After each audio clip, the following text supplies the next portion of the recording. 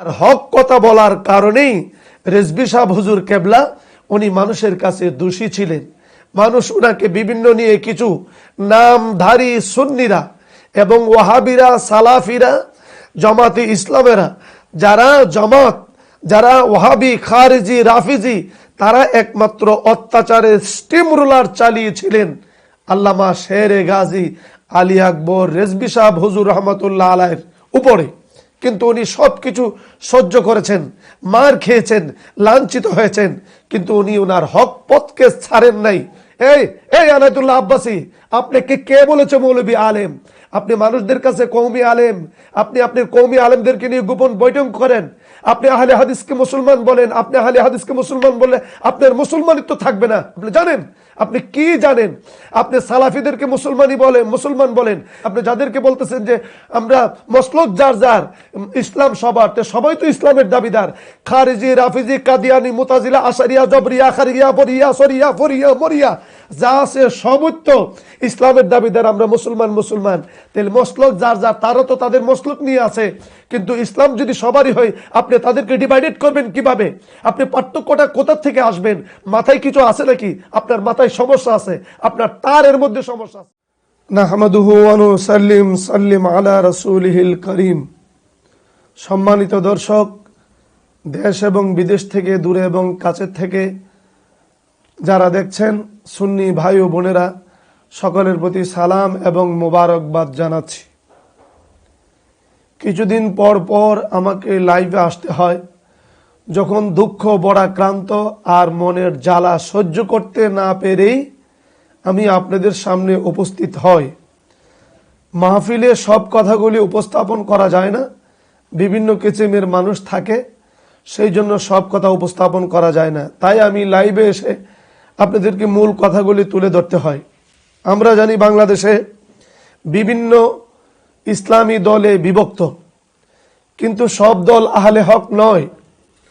আহলে হক একটি দলই থাকবে, যেটা হচ্ছে ওয়াহিয়া আলা আহলে সুন্নাত ওয়াল জামাত। সমস্ত আকাবের, সমস্ত উলামায়ে কারাম এবং সমস্ত কিতাবাদি দ্বারা এটাই প্রমাণিত হয়, বনি ইসরাইলদের মধ্যে ছিল 72টা দল। আমার রসুল বলেছেন আমার উম্মতের মধ্যে হবে 73টা দল, কিন্তু একটা দল শুধু জান্নাতি, বাকি 72টা দলই জাহান্নামী। আজকে বাংলাদেশে আমরা যা দেখতে পাচ্ছি, হেফাজত, জামাত, আহলে হাদিস, ইসলামের বিভিন্ন দলে বিভক্ত, কাদরিয়া, জবরিয়া, আশারিয়া, মুতাজিলা, খারিজি, রাফিজি, মারিজি, তারিজি, ফরিজি, কত কিছু যে আছে, যা সীমা নেই, অসংখ্য দলে বিভক্ত। সব দল তো আর জান্নাতি নয়, একটি দলই জান্নাতি, সেটা সকলেই বলে, সকলের মতে ঐক্যমত, যেটা হচ্ছে ওয়াহিয়া আলা আহলে সুন্নাত ওয়াল জামাত। কিন্তু সবাই দাবিদার যে আমরা আহলে হক। কিন্তু আজকে আপনারা লক্ষ্য করুন, আমি একটা কথা আপনাদেরকে স্পষ্ট করে বলে দিচ্ছি, কিছু মানুষ শেরে গাজী আলী আকবর রেজভী সাহেব হুজুর কেবলা রহমতুল্লাহ আলাই, উনি ইন্তেকাল করেছেন, বেশ কয়েক বছর হয়ে গেছে। উনি যখন দেশে ছিলেন তখন সত্যের পক্ষে এবং মিথ্যার বিরুদ্ধে উনি আজীবন সংগ্রাম করেছেন। লাঞ্ছিত হয়েছেন, অপমানিত হয়েছেন, নির্যাতিত হয়েছেন। আর হক কথা বলার কারণেই রেজভী সাহেব হুজুর কেবলা উনি মানুষের কাছে দোষী ছিলেন। মানুষ উনাকে বিভিন্ন নিয়ে কিছু নামধারী সুন্নিরা এবং ওয়াহাবিরা, সালাফিরা, জামাতে ইসলামেরা, যারা ওয়াহাবি, খারিজি, রাফিজি, তারা একমাত্র অত্যাচারের স্টিম রোলার চালিয়েছিলেন আল্লামা শেরে গাজী আলী আকবর রেজভী সাহেব হুজুর রহমতুল্লাহ আলাইহির উপরে। কিন্তু উনি সবকিছু সহ্য করেছেন, মার খেয়েছেন, লাঞ্ছিত হয়েছেন, কিন্তু উনি ওনার হক পথকে ছাড়েন নাই। উনি অটল ছিলেন সত্যর পথে, শুরু থেকে শেষ পর্যন্ত একটা পথেই ছিলেন। উনি দ্বিতীয় কোনো পথ অবলম্বন করে নাই। অত্যাচারের ভয়ে বা টাকার প্রলোভনে ওনাকে কেউ কোনো পথে নিতে পারে নাই। উনি নবীর পক্ষে ছিলেন, আহলে সুন্নাত ওয়াল জামাতের জন্য আজীবন নিজের জীবনকে বিসর্জন দিয়েছেন। কিন্তু তারপরেও উনি মানুষের কাছে উনি মানুষের কাছে দোষী ছিলেন, কিছু কিছু মুনাফিক মার্কা মানুষের কাছে উনি দোষী ছিলেন। মুনাফিক মার্কা মুসলমান যারা নাম্বার 1 মুনাফিক, ওনাকে মুশরিক বলেছেন, ওনাকে শিরিক বিদাতের প্রবর্তক বলেছেন, অনেক কিছু বলেই গালাগালি করেছেন। আজ এই সুন্নি জামাতের ইসলামের এই ক্লান্তিক সময়ে যদি উনি থাকতেন, তাহলে ওনার বলিষ্ঠ হুঙ্কার বৃদ্ধ বয়সে শোনা যেত। কারণ আমরা দেখেছি এই দেশে যত বড় আলেম ছিল, আল্লামা আকবর আলী হুজুর, গাজী শেরে গাজী আকবর আলী হুজুর রহমতুল্লাহ আলাইহির সামনে কোনো ব্যক্তি মোকাবেলা করার সাহস ছিল না, এবং উনি বেঁচে থাকলে আজও পর্যন্ত সাহস পেত না। কিন্তু এই পেতাত্তা নামদারি সুন্নিরা তার সমালোচনা করেছেন, ওনাকে দোষী সাব্যস্ত করেছেন।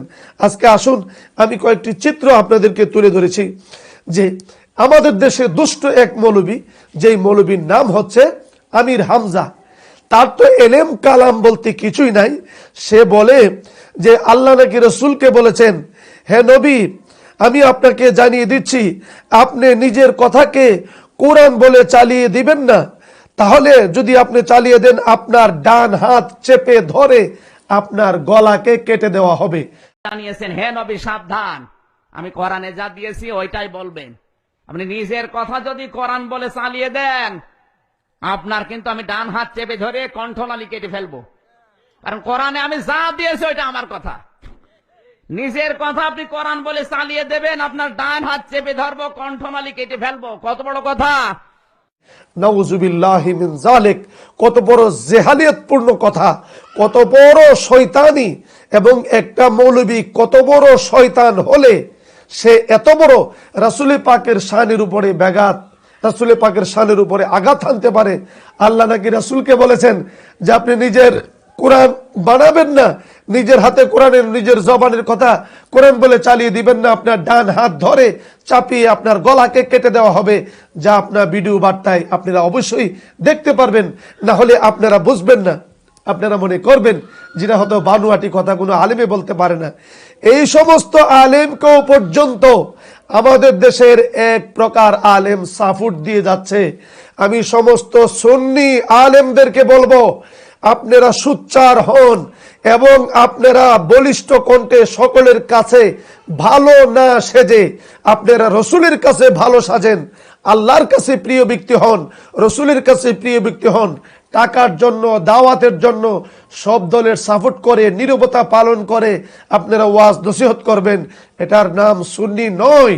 আমি আপনাদেরকে অনুরোধ করছি, সমস্ত সুন্নি আলেমরা আলো সুচ্চার হয়ে বলিষ্ঠ কণ্ঠে জবাব দেন।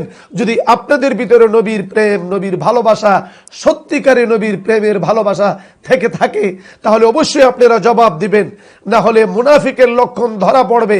শেরে গাজী আলী আকবর রিজভী সাহেব হুজুর যেমন অটল ছিলেন, সমস্ত সুন্নিরা এমন অটল অবস্থান থেকে আপনারা তাদের প্রতিবাদ ঘরে তুলুন।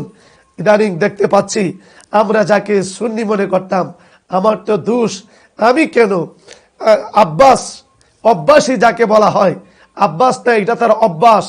এই এনায়েতুল্লাহ আব্বাসী সাহেব, উনি কতদিন সুন্নিদেরকে সাপোর্ট করেছেন, ওয়াহাবিদেরকে নাম ধরে ধরে গালাগালি, মুশরিক বলেছেন, কাফের বলেছেন।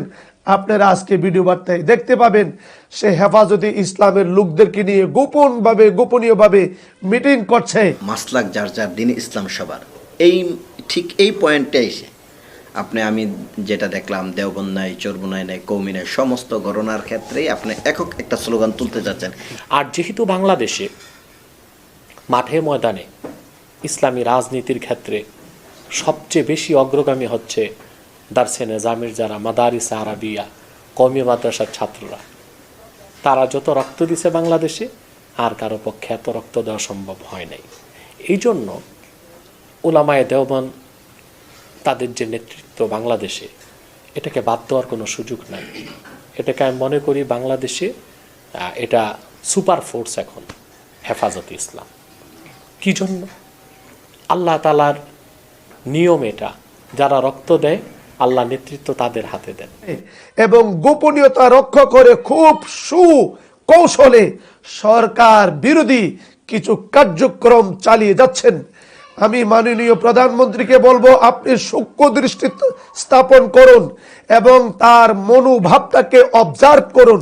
সে আসলে চায় এই দেশে একটা বড় দাঙ্গা হাঙ্গামা তৈরি করে, সে মানুষদেরকে অস্থিতিশীলতা তৈরি করে, সে আলেম উলামায়ে কেরামদেরকে নিয়ে সরকার বিরোধী কার্যক্রম চালানোর জন্য। তা যদি না হয়, আপনারা তার ভিডিও বার্তায় দেখতে পাবেন আমার কথাটা কি মিথ্যা নাকি তার কার্যক্রম সত্য। সে হেফাজতকে সাপোর্ট দিচ্ছে, সে হেফাজতকে সাপোর্ট দিচ্ছে, হেফাজত ইসলামকে সাপোর্ট দিয়ে বলেছে যে হেফাজত ইসলামের লোকজন যারা রক্ত দিয়েছেন মাঠে ময়দানে তারা নাকি সুপার ফোর্স। কি সুন্দর কথা, সুপার ফোর্স। কেন? যে তারা দাঙ্গা হাঙ্গামা তৈরি করতে পারে, সরকারের বিরুদ্ধে তারা লাঠি চার্জ করতে পারে, তারা অস্থিতিশীলতা তৈরি করতে পারে, গাড়িতে আগুন দিতে পারে, বোমা মারতে পারে, মানুষদের জায়গায় জায়গায় মাজার শরীফের মধ্যে বোমা মারতে পারে, বিভিন্ন মজলিসে বোমা মারতে পারে, রক্তাক্ত করতে পারে। সেই জন্য তাদেরকে সুপার ফোর্স বলেছেন। তারা নাকি রক্ত দিয়েছেন। আমি জানতে চাই তারা কার বিরুদ্ধে রক্ত দিয়েছেন? এনায়েতুল্লাহ আব্বাসী যে হেফাজতে ইসলামের খুব সাফাই গাচ্ছেন, উনি হেফাজতে ইসলামকে খুব প্রশংসা করছেন, তারা নাকি দেওবন্দ অনুসারীরা, কওমি অনুসারীরা, তারা ইসলামের জন্য অনেক কিছু করছেন, তাদের অবদান অস্বীকার করা যায় না, তাদের অবদানকে প্রশংসা করছেন। এখন উনি কেমন ধরনের মৌলবী?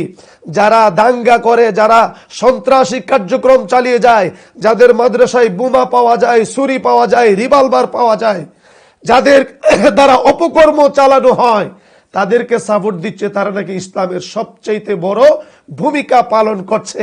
আমি মাননীয় সরকারকে বলবো, আপনি কি এগুলি শুনেন না? আপনি কি এইগুলি অবজার্ভ করেন না? আপনার তথ্য মন্ত্রীরা কি করে, কোন বিষয়ে তারা তথ্য দেয় আপনার কাছে? তাহলে না হলে আপনি বলুন, আমি প্রধানমন্ত্রীকে বলবো, বাংলাদেশের কোন সুন্নি জামাত অসৎ কর্ম চালিয়েছেন, তারা রক্তপাত ঘটিয়েছেন, জঙ্গিবাদ ঘটিয়েছেন, কোন সুন্নি মাদ্রাসায় একটি জঙ্গি হামলা, একটা জঙ্গি তৎপরতা পাওয়া যায়, তাদের মধ্যে অস্ত্র, তাদের মধ্যে বোমা, কত জায়গায় কওমি মাদ্রাসায় কত জায়গায় বোমা পাওয়া গিয়েছে, অস্ত্র পাওয়া গিয়েছে, এবং বোমা বানাইতে গিয়ে বোমা ফুটেছে, বিস্ফোরিত হয়েছে। এইগুলা কি ইতিহাসের পাতায় মুছে গেছে? পত্রিকার পাতায় কি মুছে গেছে? কিন্তু এইগুলিকে সাপোর্ট দিচ্ছে আজকে এই এনায়েতুল্লাহ আব্বাসী সাহেব, এবং তাদেরকে নিয়ে গোপন গোপন মিটিং করছে, তাদেরকে উৎসাহিত করছে। তাদের জন্য নাকি ইসলামের যথেষ্ট অবদান রয়েছে এবং তাদেরকে উৎসাহিত করছে তাদের কাজগুলি আরো চালিয়ে যাওয়ার জন্য। এবং হেফাজতে ইসলাম, জামাত, আহলে হাদিস, যারা ইসলামের চরম শত্রু, তাদের সাথে তার হাত মিলানো। আমি সুন্নিদেরকে বলবো, ও সুন্নি জনসাধারণ, আপনারা সুন্নি না? আপনারা কেমন সুন্নি জানেন? আজীবন দেওবন্দি আলেমরা এই সুন্নি জামাতের চরম শত্রু। এই খারিজিরা, রাফিজিরা, ওয়াহাবিরা সুন্নি জামাতের চরম শত্রু, ইসলামের শত্রু, দেশের শত্রু। তারা যে কোনো সময় দেশকে অস্থিতিশীল করতে চায়। তার পক্ষ সাপোর্ট দিয়ে এনায়েতুল্লাহ আব্বাসী হচ্ছে একজন গ্র্যান্ডফাদার। উনি একজন বড় মাপের মৌলবী, উনি বড় নেতা হয়ে নেতৃত্ব দিতে চাচ্ছেন। ইসলামী হুকুমত কায়েম হবে আর এনায়েতুল্লাহ আব্বাসী সাহেব প্রধানমন্ত্রী হবে, দেশ পরিচালনা করবে, এই স্বপ্নই উনি এখন দেখছেন। তাই উনি ঐক্যতার আহ্বান জানিয়েছেন। কাদেরকে নিয়ে? হেফাজত ওয়াহাবি, যাদের আকীদা হচ্ছে রসুল মাটির মানুষ। আর এই আকীদার সাথে এনায়েতুল্লাহ আব্বাসীর আকীদা যথেষ্ট পরিমাণে মিল রয়েছেন।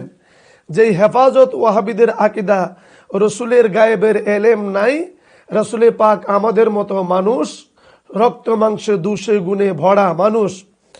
যেই জামাতদেরকে নিয়ে উনি ঐক্য করতে চায়, যে জামাতের আকীদা হচ্ছে ভুল ভ্রান্তি, মানুষের যেমন ভুল ভ্রান্তি হয়, রসুল পাকের এমন ভুল ভ্রান্তি ছিল, রক্ত মাংসে দুষে গুণে রসুল আমাদের মতোই একজন সাধারণ মানুষ। এটা হচ্ছে জামাতের আকীদা। এই জামাতকে নিয়ে উনি ঐক্য করতে চায়। আহলে হাদিসের আকীদা হলো রসুলে পাক মরা নবী, রসুলকে জিন্দা নবী জানা হারাম, যারা রাসূলকে জিন্দা নবী বলবে, নূরের নবী বলবে, ওই নবীকে তালাক দিয়ে দেয় এবং ওই নবী তাদের না, এটা আমাদের সুন্নিদের নবী। আর তাদের নবী হচ্ছে মরা নবী, তাদের নবী হচ্ছে যে হায়াতুন নবী না, তাদের নবী হচ্ছে মাটির নবী।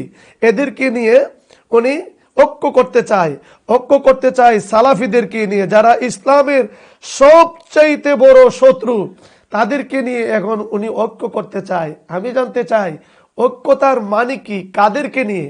হক এবং বাতিল পৃথিবী যতদিন পর্যন্ত বেঁচে আছে থাকবে ততদিন পর্যন্ত দুটি জিনিসই থাকবে, একটা সত্য, একটা মিথ্যা। যেই সত্য মিথ্যার জন্য, হক এবং বাতিলের জন্য ইমাম হুসাইন যুদ্ধের ময়দানে নিজের জীবনকে বিসর্জন দিয়েছেন, কোরবান দিয়েছেন। উনি কখনো মাথা নত করেন নাই। যাদের সাথে যুদ্ধ করেছিলেন তারাও তো নামে মুসলমান ছিলেন, এজিদের পক্ষে যারা ছিল তারা তো নামে মুসলমান ছিল, কিন্তু নবীর আওলাদকে না মানার কারণে, নবীর প্রতিটি আকীদাকে, রাসূল পাকের ভালোবাসা মহব্বত, নবীর আওলাদকে ইজ্জত সম্মান না দেওয়ার কারণে তারা ডাইরেক্টলি তাদের বিরুদ্ধে, ওই সমস্ত মুনাফিক মুসলমানদের বিরুদ্ধে যুদ্ধ ঘোষণা করেছেন এবং যুদ্ধে নিজের জীবনকে, নিজের আওলাদের জীবনগুলাকেও বিসর্জন দিয়েছেন। তারপরও হার মানেন নাই। এটা ইসলাম শিক্ষা দিয়েছে। কারবালার ময়দানে থেকে সমস্ত মুসলমানদের শিক্ষা পাওয়া উচিত যে সত্য কখনো মিথ্যার কাছে মাথা নত করতে পারে না, হার মানতে পারে না। এটাই শিক্ষা দিয়েছেন ইমাম হুসাইন, এটা শিক্ষা দিয়েছেন ইমাম হাসান, এটা শিক্ষা দিয়েছেন রাসূল পাকের সাহাবায়ে কেরামগণ। কিন্তু আজকে আমাদের দেশে এই মুনাফিক মৌলবীরা, তারা সমস্ত বাতিলদেরকে নিয়ে ঐক্য করতে চায় আর একটা স্লোগান দিতে চায়, মসলক যার যার, ইসলাম সবার। আমি বলবো মৌলবী, ইসলাম যদি সবার হয়, তারাও তো ইসলামের পক্ষই ছিল। যারা ইমাম হুসাইনের বিরোধিতা পোষণ করেছিলেন তারাও তো ইসলাম সাপোর্টার ছিল। যারা আমার নবীর বিরুদ্ধে সমালোচনা করেছিলেন তারাও তো নিজেদেরকে মুসলমানই বলতো। তারা কি বলতো? যে নিজেদেরকে মুসলমান, এবং নামাজ পড়তো, রোজা রাখতো, ইবাদত বন্দেগী করতো, রাসূল পাকের সাথে জামাতে নামাজও পড়তো। আমার আল্লাহ রাব্বুল আলামিন এই প্রসঙ্গে কি বলেন? আমিলাতুন নাসিবাতুন তাসলা নারান হামিয়া, কঠোর পরিশ্রমের বন্দেগীর পরিণাম জাহান্নামের আগুনের লাকড়ি হতে হবে। এত সাধনা করে কঠোর পরিশ্রম করার পরও জাহান্নামের লাকড়ি হবে কেন? যে রাসূল পাকের উপরে যদি শস্য পরিমাণ তার ভালোবাসার ঘাটতি থাকে, কমতি থাকে, রাসূলের আওলাদের উপর যদি বিদ্বেষ থাকে, ইসলামের সঠিক প্রচার যদি না থাকে, ভিতরে যদি তার কুমতলব থাকে, হাজার ইবাদত বন্দি করলেও মানুষকে দেখানোর জন্য ওই ইবাদতের পরিণাম হবে জাহান্নামের আগুনের লাকড়ি। এনায়েতুল্লাহ আব্বাসী সাহেব, আপনি কি জানেন না আপনি কিভাবে সাপোর্ট করলেন? যেই ব্যক্তি, আমির হামজার মতন ব্যক্তি, যেই ব্যক্তি বলে আল্লাহ নাকি রাসূল পাকের হাতকে, ডান হাতকে ধরে ভেঙ্গে আল্লাহ রাসূল পাকের গলাটাকে কেটে দিবেন, ওই সমস্ত মৌলবীদের মুখে তো প্রস্রাব করা ফরজ। যারা এই কথা অপব্যাখ্যা মানুষদেরকে বলে, আল্লাহ কোথায় বলেছেন? যেখানে সরাসরি আমার আল্লাহ বলেছেন ওয়ারাফানা লাকা যিকরাক, আপনার মান মর্যাদা সমুন্নত করেছি, হাই ক্লাসে তুলে ধরেছি। আর সে জায়গায় আল্লাহ বলেছেন, হে রাসূল, আপনার কথাকে যদি কোরআন বলে চালিয়ে দিতে চান, আপনার ডান হাত চেপে ধরে আপনার গলা কেটে দিব। নাউজুবিল্লাহ, তাকে কতল করা ওয়াজিব এবং তার ওই জবানে প্রতিটি মুসলমান প্রস্রাব করা ফরজ। এই জন্য আমি বলবো এনায়েতুল্লাহ আব্বাসী সাহেবকে, আমাদের একজন প্রবীণ আলেম বলতে আমার সমসাময়িক বয়সী ছিলেন, যিনি হচ্ছেন আল্লামা ফারুকী সাহেব, শহীদ ফারুকী সাহেব বলেছিলেন যে মসলক, এই পীর যার যার, সুন্নিয়ত হবে সবার। এটাই ছিল একমাত্র সত্য কথা। কারণ পীর যার যার হতে পারে, যেই কোনো সিলসিলার হতে পারে। এটাই ছিল আহলে হকের কথা, যেই কোনো সিলসিলার হতে পারে, যে কোনো পীরের মুরিদ হতে পারে, যত পীরের মুরিদই হোক, কিন্তু সুন্নি জামাত এক। সুন্নিয়তের ঐক্য যখন আসবে, আমরা সকলে ঐক্যবদ্ধ হয়ে তা প্রতিরোধ গড়ে তুলব, বাতিলদের বিরুদ্ধে তা প্রতিবাদ গড়ে তুলব। কিন্তু সুন্নিরা প্রতিবাদ এইভাবে করে না, লাঠি ছুটা দিয়ে নয়, সরকারি অফিস আদালত ভাঙচুর করে নয়, সন্ত্রাসী কার্যক্রম চালিয়ে নয়, তারা সরকারের প্রতি বিদ্বেষ পোষণ করা নয়, এবং সরকারের আমলা কামলার উপর হামলা চালিয়ে নয়, এবং তাদের বিরুদ্ধে যুদ্ধ ঘোষণা করে নয়, ব্যাংক ব্যালেন্স ভাঙচুর করে নয়, কোরআনের উপর আগুন লাগিয়ে দিয়ে নয়, বরং সুন্নিরা শান্তি প্রিয় ভাবে, এটা সরকারও ভালো জানে। আমি দাওয়াতে তরিকতের প্রতিষ্ঠাতা চেয়ারম্যান হিসাবে বলছি, আমি আমার দেশের সরকারকে বলবো, আপনাকে আরো সোচ্চার হতে হবে, আপনার গোয়েন্দা বাহিনী দিয়ে আরো ভালো করে অবজার্ভ করতে হবে যে কারা দেশের শত্রু এবং কারা দেশের বন্ধু। আপনাকে এটা ভালো করে শনাক্ত করতে হবে। একমাত্র দেশের সবচেয়ে বড় বন্ধু হচ্ছে আহলে সুন্নাত ওয়াল জামাত। তারা কখনো সন্ত্রাসী কার্যক্রমে বিশ্বাসী নয়, তারা কখনো সন্ত্রাসী কার্যক্রম চালায় নাই। আমি সরকারকে বলবো, প্রধানমন্ত্রী আপনি দেখুন, লক্ষ্য করে কোন জায়গায় সুন্নি জামাতের কোন লোকটা সন্ত্রাসীর মধ্যে ধরা খেয়েছে, বোমা মারার মধ্যে ধরা খেয়েছে। যারা খেয়েছে ওয়াহাবি, খারিজি, রাফিজি, এই সমস্ত জামাতি যারা আছে, তারাই একমাত্র সন্ত্রাসী কার্যক্রমে ধরা খেয়েছে, জেলের মধ্যে আবদ্ধ হয়েছে, ফাঁসির কাস্টে তারা ঝুলেছে। সুন্নি জামাতের কেউ নয়, তারা কখনো সুন্নিরা দাঙ্গা হাঙ্গামা করে না, কেননা তারা হুসাইনি পক্ষ মানুষ, তারা হুসাইনি পক্ষ অবলম্বনকারী শান্তি চায়। তারা কখনো দেশের ধ্বংস চায় না, তারা অরাজকতা কখনো চায় না। সেই জন্য আমি বলবো, ওই সমস্ত আলেমদেরকে নিয়ে যারা স্লোগান দেয় ইসলাম, যে মসলক যার যার ইসলাম সবার, তাহলে কাদিয়ানিরাও তো তারা নিজেদেরকে মুসলিম বলে দাবি করে, খারিজিরা মুসলিম বলে দাবি করে, রাফিজিরা নিজেদেরকে মুসলিম বলে দাবি করে, আশারিয়ারা মুসলিম বলে দাবি করে, আহলে হাদিসরা মুসলিম বলে দাবি করে। আপনি কি তাদেরকে মুসলমান বলবেন? এই আনায়তুল্লাহ আব্বাসী, আপনাকে কে বলেছে মৌলবী আলেম? আপনি মানুষদের কাছে কওমি আলেম, আপনি আপনার কওমি আলেমদেরকে নিয়ে গোপন বৈঠক করেন। আপনি আহলে হাদিসকে মুসলমান বলেন, আপনি আহলে হাদিসকে মুসলমান বললে আপনার মুসলমানিত্ব থাকবে না। আপনি জানেন, আপনি কি জানেন? আপনি সালাফিদেরকে মুসলমান বলেন, আপনি যাদেরকে বলতেছেন যে আমরা মসলক যার যার, ইসলাম সবার, সবাই তো ইসলামের দাবিদার। খারিজি, রাফিজি, কাদিয়ানি, মুতাজিলা, আশারিয়া, জবরিয়া, খারিয়া, বরিয়া, সরিয়া, ফরিয়া, মরিয়া, যা আছে সবই তো ইসলামের দাবিদার। আমরা মুসলমান। তাহলে মসলক যার যার, তারও তো তাদের মসলক নিয়ে আছে, কিন্তু ইসলাম যদি সবারই হয়, আপনি তাদেরকে ডিভাইডেড করবেন কিভাবে? আপনি পার্থক্যটা কোথা থেকে আসবেন? মাথায় কিছু আছে নাকি? আপনার মাথায় সমস্যা আছে, আপনার তারের মধ্যে সমস্যা আছে। কারণ আপনি এক এক সময় এক একজনকে সাপোর্ট দেন। এখন দেখছেন সুন্নিদের কেউ আপনাকে সাপোর্ট দেয় না, এখন আপনি কওমিদেরকে খুব বড় বড় সাফাই গাচ্ছেন, তাদেরকে নিয়ে মিটিং করছেন, যে তাদের অবদান কখনো ভোলা যাবে না। আমি শুরু থেকেই তাদের সাথে ছিলাম, যা ভিডিও বার্তায় আপনারা ফাঁকে ফাঁকে দেখবেন, শুরু থেকেই তাদের পক্ষে ছিলাম, এখনো আছি। তারা যারা রক্তকে ঘটিয়েছেন কার জন্য? কোনো কাফেরদের বিরুদ্ধে, কোনো হিন্দুদের বিরুদ্ধে? এই আনায়তুল্লাহ আব্বাসী, উনি কি হিন্দুদের বিরুদ্ধে? জামাতিরা যে রক্ত ঘটিয়েছিলেন হিন্দুদের বিরুদ্ধে, কাফেরদের বিরুদ্ধে, নাকি মুসলমানদের বিরুদ্ধে, নাকি সরকারের বিরুদ্ধে? তাহলে সরকার কি আপনি মনে করতে চান সরকার কি নাস্তিক নাকি? এই দেশে যখন তারা কি বোমা ফোটায় নাই, আপনি কি বলবেন বিএনপিকে যে বিএনপি মুসলমান আর আওয়ামী লীগ নাস্তিক? তাহলে বিএনপির আমলে কি বড় বড় বোমা ফোটাই নাই? একসাথে 63টা রাষ্ট্রের 63টা জেলার মধ্যে বোমা ফোটাই নাই? বিএনপির আমলে কি মাজারে মাজারে বোমা মারে নাই? আপনি কি ট্যাবলেট খেয়েছেন এটা আল্লাহ ছাড়া কেউ জানে না। এই জন্য আমি সকল জনতাকে ভালো করে বোঝার জন্য, চেনার জন্য, আপনারা ব্রেন দিয়ে বুঝুন, আপনারা হুট যুগে পাগল হয়েন না। আপনারা মানুষ দেখি মনে করেন না যে এতগুলি মানুষ তার পক্ষে, না, বাতিলদের পক্ষে বেশি থাকে। কারণ বিশ্বে খ্রিস্টানদের পক্ষে মানুষ বেশি, ইহুদিদের সাপোর্ট বেশি, ইহুদিদের শক্তি বেশি। শক্তি যদি বেশি হয় আর সাপোর্ট মানুষ যদি বেশি হয়, তাহলে সেটা আহলে হক হয় না। কারণ নবীর পক্ষের মানুষ এটা কম হলো, কারণ জান্নাতীরা কমই হবে আর জাহান্নামীরাই বেশি হবে। এই জন্য আমি আশা করব আমার এই আজকের এই বক্তব্য থেকে প্রত্যেকে যার যার অবস্থান থেকে প্রতিবাদ গড়ে তুলবেন, সঠিক এবং অঠিককে যাচাই করবেন। এবং আমি হাতে ধরে অনুরোধ করে বলছি, যারা আমার মতো ওয়াজ নসিহত করছেন, সমস্ত সুন্নি নবীন এবং প্রবীণ আলেমরা, আপনারা যার যার অবস্থান থেকে সত্য কথাটা তুলে ধরেন। আপনারা টাকা নেন, পয়সা নেন, কোনো আপত্তি নাই, কিন্তু প্রশ্ন হলো আপনারা সকলের কাছে ভালো হইতে চায়েন না, না হলে কবরে যাইতে দেরি হবে, কাপড়ের কাপড়ে আগুন লাগতে দেরি হবে না।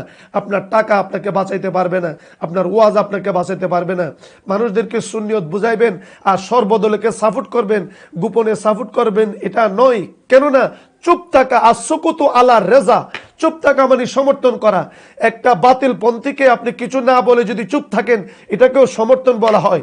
এই জন্য সমস্ত সুন্নি আলেমরা একসাথে প্রতিবাদ গড়ে তুলুন। এনায়েতুল্লাহ আব্বাসীর মতো লোক, সে কওমীদেরকে নিয়ে, আহলে হাদিসদেরকে নিয়ে ঐক্যতা পোষণ করবে, জামাত ইসলামকে নিয়ে ঐক্যতা পোষণ করবে, সমস্ত বাতিলদেরকে নিয়ে দেওবন্দীদের সাফাই গেয়ে তাদের প্রশংসা করে, গোপন বৈঠক করবে, তাদেরকে নিয়ে সমঝোতা করে তারা বড় দল গঠন করবে। আপনারা মানুষদেরকে জানিয়ে দেন এবং প্রতিবাদের ঝড় তুলুন, বুঝিয়ে দেন যে আসল মুনাফিক কারা। আশা করি আমার এই কথাগুলি আপনারা অন্তরে নিয়ে আপনারা কার্যক্রম চালিয়ে যাবেন। আমরা যেন সকল ঐক্যবদ্ধ হয়ে মানুষদেরকে বিভ্রান্তির মধ্যে না ফেলে সমস্ত সুন্নিরা এক হয়ে সুন্নি কার্যক্রম চালাইতে পারি এবং বুঝাইতে পারি যে বাতিলরা বাতিলই আছেন, তারা যেন কখনো হকদের উপর আক্রমণ না করতে পারে, সেই প্রত্যাশা কামনা করে আমি বিদায় আরজ করছি। আসসালামু আলাইকুম ওয়া রাহমাতুল্লাহি ওয়া বারাকাতুহু।